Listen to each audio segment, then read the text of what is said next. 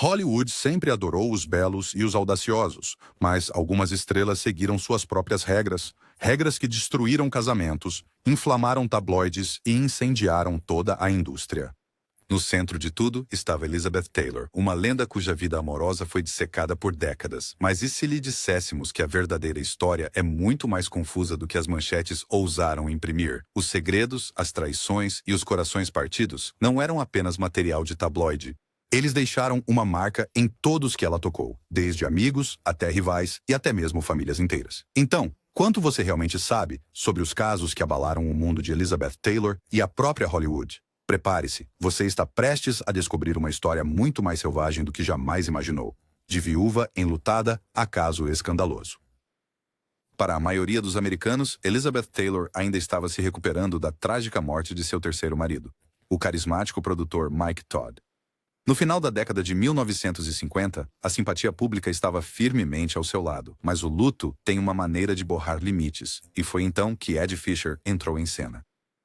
Ed não era apenas um amigo, ele era o confidente mais próximo de Mike Todd e também o marido da própria amiga de Taylor, a sempre íntegra Debbie Reynolds. O que começou como conversas reconfortantes tarde da noite logo evoluiu para algo completamente diferente. Enquanto Taylor se agarrava a Fisher, os insiders de Hollywood começaram a sussurrar. A imprensa atacou quando Fisher deixou abruptamente Reynolds e seus 2 filhos para morar com Elizabeth. A traição foi tão pública, tão crua, que até o presidente Eisenhower ficou supostamente chocado. Fãs escreveram cartas raivosas e a Igreja Católica condenou Taylor como destruidora de lares. Manchetes de tabloides gritavam, mas nos bastidores as feridas eram ainda mais profundas. Debbie Reynolds, mais tarde, admitiu que foi pega de surpresa. Durante anos, ela não conseguia entender como sua melhor amiga pôde levar seu marido. Para Taylor, o escândalo foi um turbilhão. Amor, perda e infâmia colidindo de uma só vez. Sua amizade com Reynolds foi destruída por mais de uma década. Quanto a Fisher, sua carreira nunca se recuperou verdadeiramente. No entanto, em uma estranha reviravolta do destino, a imagem pública de Taylor emergiu quase inabalável. Quanto mais a imprensa atacava, mais o público parecia torcer por sua resiliência. Mas não há como adoçar isso. O triângulo Fisher, Reynolds, Taylor marcou um ponto de virada. Não apenas para os 3, mas para como Hollywood lidaria com escândalos e estrelato dali em diante. O mundo assistiu, e ninguém jamais veria Elizabeth Taylor apenas como uma viúva enlutada novamente. Caso de Cleopatra e Burton. Se o escândalo com Fisher foi uma tempestade, então o caso com Richard Burton foi um furacão que redesenhou o mapa de Hollywood. Quando Taylor chegou ao set de Cleópatra em Roma, ela já era notória. O próprio filme foi atormentado por atrasos intermináveis, orçamentos inflacionados e manchetes sobre as exigências extravagantes de Taylor. Mas nada podia competir com a eletricidade entre ela e Burton. Começou de forma bastante inocente. Colegas de elenco, conversas amigáveis, longas noites discutindo Shakespeare e estrelato. Mas a química entre eles era vulcânica. Logo os sussurros se tornaram gritos, e os paparazzi os seguiam pelas ruínas romanas, capturando beijos roubados e encontros secretos. Ambos eram casados, Taylor com Fisher, Burton com Sybil Williams. Até o Vaticano se manifestou, condenando sua vagabundagem erótica. O escândalo explodiu nas primeiras páginas ao redor do mundo. O caso não apenas terminou casamentos, mas também carreiras. Sybil foi deixada para criar os filhos de Burton, enquanto Fisher foi deixado de lado. Mais uma vez, uma vítima das paixões de Taylor. Para Taylor e Burton, o espetáculo público apenas alimentou sua obsessão. Eles discutiam, faziam as pazes, gastavam extravagantemente e atuavam juntos em uma série de filmes onde o drama da vida real se misturava com seus papéis. Seu caso de amor era tanto lendário quanto profundamente destrutivo. 2 supernovas colidindo, deixando nada além de caos em seu rastro. O set de Cleopatra tornou-se o epicentro do escândalo mais caro de Hollywood. Os estúdios entraram em pânico enquanto os atrasos nas filmagens e a publicidade negativa ameaçavam afundar toda a produção. Paparazzi documentaram cada explosão, cada abraço, cada garrafa de champanhe quebrada.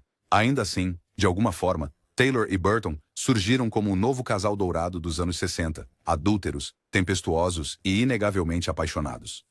O caso deles era maior do que os próprios filmes, um drama da vida real, que mudou a forma como Hollywood e o mundo falavam sobre infidelidade e fama, o caso esquecido. Frank Sinatra não era estranho a escândalos ou estrelas, mas seu breve caso ardente com Elizabeth Taylor continua sendo um dos segredos mais bem guardados de Hollywood. Seus caminhos se cruzaram no final da década de 1950, quando Taylor ainda estava se recuperando do Fisher Reynolds, o desastre de Ronald, e Sinatra estava entre casamentos e passando por romances com as mulheres mais bonitas do mundo. A deles não era o tipo de história de amor que inspirava baladas. Era tudo calor, intriga e quartos de hotel reservados com nomes falsos. Os insiders de Hollywood sabiam, mas o público não. Dizem que Sinatra adorava o senso de humor perverso de Taylor e achava sua disposição para quebrar regras tão irresistível quanto seus famosos olhos violetas. Para Taylor, Sinatra oferecia uma trégua, uma fuga selvagem e imprevisível do brilho sufocante de sua própria notoriedade. O caso deles não durou muito, e ambos seguiram em frente rapidamente, mas deixou uma marca. Rumores circularam por anos de que Sinatra ligava para Taylor tarde da noite, relembrando seu caso e insinuando o que poderia ter sido. Ambos negaram isso, mas os sussurros nunca pararam. Mesmo décadas depois, seu breve caso continuava sendo um intrigante e se, na lenda de Hollywood, uma nota de rodapé ofuscada pelos escândalos mais públicos de Taylor, mas não menos intoxicante para aqueles que conheciam a verdadeira história a portas fechadas. O mito de Mike Todd. Mike Todd é frequentemente lembrado como o marido que Taylor realmente amou, seu único final feliz antes que o destino interviesse. Mas poucos falam sobre a natureza selvagem e explosiva de sua união. Todd era mais velho, magnético e tão tempestuoso quanto a própria Taylor. Seu namoro foi uma montanha-russa de alta velocidade de presentes luxuosos, manchetes de tabloides e festas notórias que muitas vezes se transformavam em caos.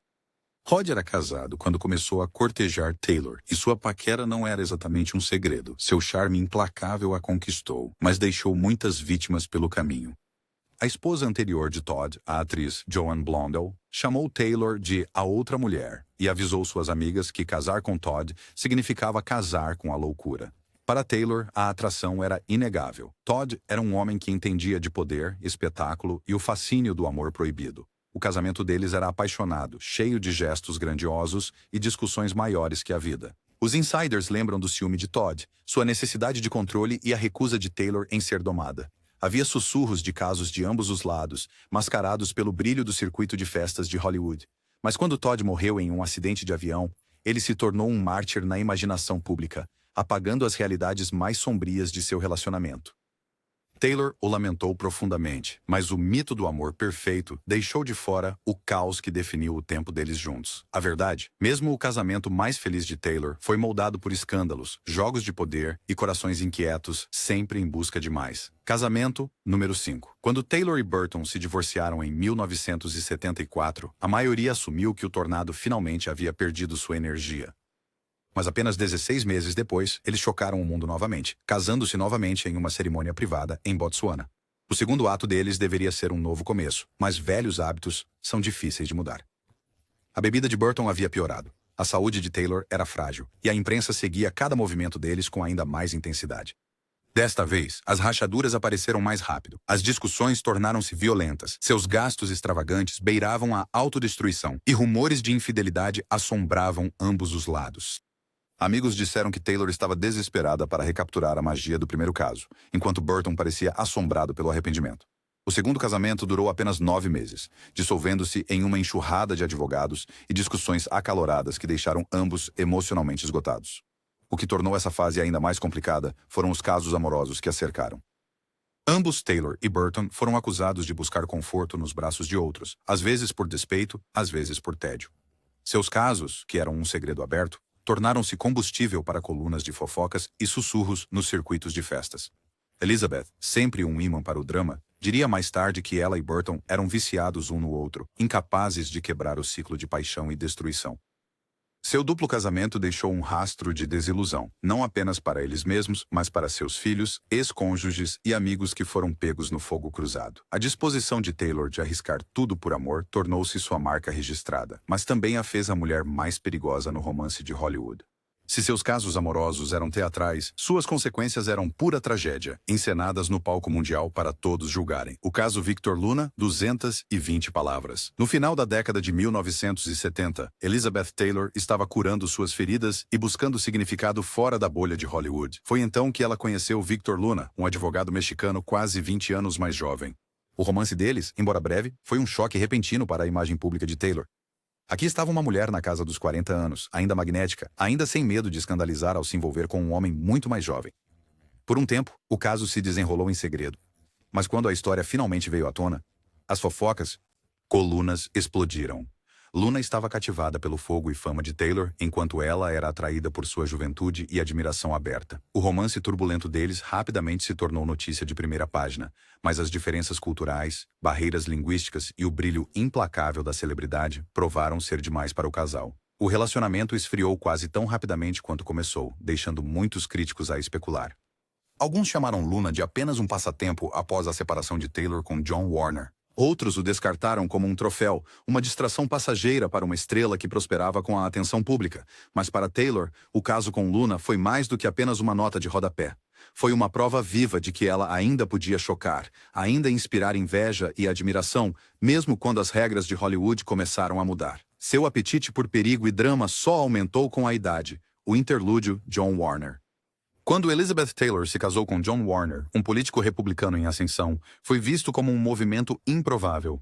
Após uma série de romances tempestuosos, Taylor agora era a esposa de um senador, esperada para receber em jantares formais e posar para fotos dignas da imprensa. Mas a transição de rainha de Hollywood para anfitriã em Washington foi tudo menos tranquila. Quase imediatamente, Taylor se sentiu isolada e inquieta. As ambições políticas de Warner tomaram o centro das atenções, e Taylor, privada dos holofotes, começou a decair. Ela bebia muito, ganhou peso e confessou a amigos que estava profundamente infeliz. Os tabloides especulavam sobre casos, tanto reais quanto imaginários. Dizia-se que Taylor buscava consolo em flertes e encontros noturnos com insiders de Washington, lobistas e até alguns assessores congressionais mais jovens. Verdadeiras ou não, as fofocas seguiam um padrão inconfundível. Taylor era uma mulher que ansiava por emoção, conexão e, acima de tudo, amor nos seus próprios termos. Warner e Taylor se separaram em 1982, com o casamento desmoronando sob o peso de expectativas não atendidas e o desejo insaciável de Taylor por aventura. Mesmo fora de Hollywood, a vida amorosa de Taylor continuou a fazer manchetes, provando que ela era incapaz de viver discretamente, mesmo nos corredores do poder americano.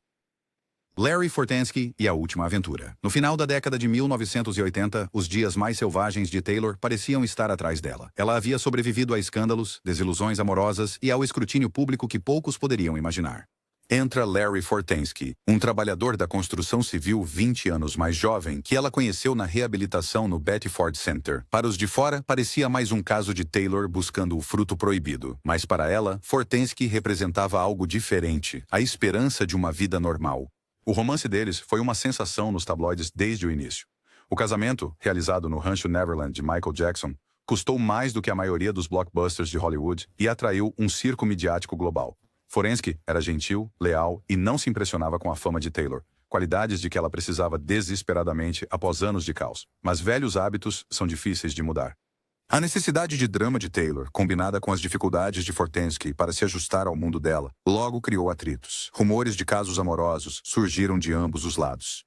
Amigos disseram que Taylor, ainda viciada em atenção e emoção, se via flertando tanto com antigos amores quanto com novos admiradores. Fortensky, por sua vez, lutava com o constante foco da mídia e a realidade de que nunca seria mais do que o marido de Elizabeth Taylor. O casamento deles terminou em 1996, mas o casal permaneceu próximo até a morte dela. Para Taylor, Fortensky foi uma tentativa final de encontrar amor além do escândalo. Mas mesmo seu último romance não conseguiu escapar das sombras de seus casos passados. Prova de que para alguns ícones, a busca nunca realmente termina. O preço da paixão. Os casos de Elizabeth Taylor não eram apenas dramas privados. Eles eram eventos públicos que moldaram a forma como a América falava sobre amor, luxúria e lealdade. Toda vez que Taylor se apaixonava ou deixava de amar, a imprensa se deleitava com sua dor. Cada movimento seu era documentado, analisado e dissecado por um público voraz que tanto a invejava quanto a condenava. Mas o impacto ia muito além de fofocas de tabloides. A disposição de Taylor para amar imprudentemente, para perseguir o desejo a qualquer custo, mudou as regras para cada celebridade que a seguiu. Ela tornou possível sobreviver, às vezes até prosperar, após a desgraça pública. Ao fazer isso, ela forçou Hollywood a confrontar seus próprios padrões duplos. Os homens podiam trair e ser perdoados, mas as mulheres deveriam sofrer em silêncio. Taylor quebrou esse molde, às vezes a um preço pessoal devastador. Seus casos destruíram amizades, romperam famílias e deixaram cicatrizes que nunca cicatrizaram completamente. Mas também inspiraram milhões, especialmente mulheres, a exigir mais da vida, do amor e de si mesmas. Taylor vivia como se o mundo fosse dela para conquistar, e embora muitas vezes pagasse caro, nunca se desculpava por seus desejos. O legado de seus casos não é apenas sobre traição, é sobre ousadia. Taylor nos mostrou o que acontece quando você se recusa a seguir as regras de outra pessoa, mesmo que isso signifique viver em um turbilhão que nunca realmente se acalma. A vida amorosa de Elizabeth Taylor nunca foi apenas sobre romance. Era sobre poder, liberdade e a busca desafiadora da felicidade, mesmo quando o custo era desilusão, escândalo ou a perda de amigos. Em todas as eras, ela quebrou expectativas, ousou amar quem quisesse e forçou um mundo em mudança a acompanhá-la.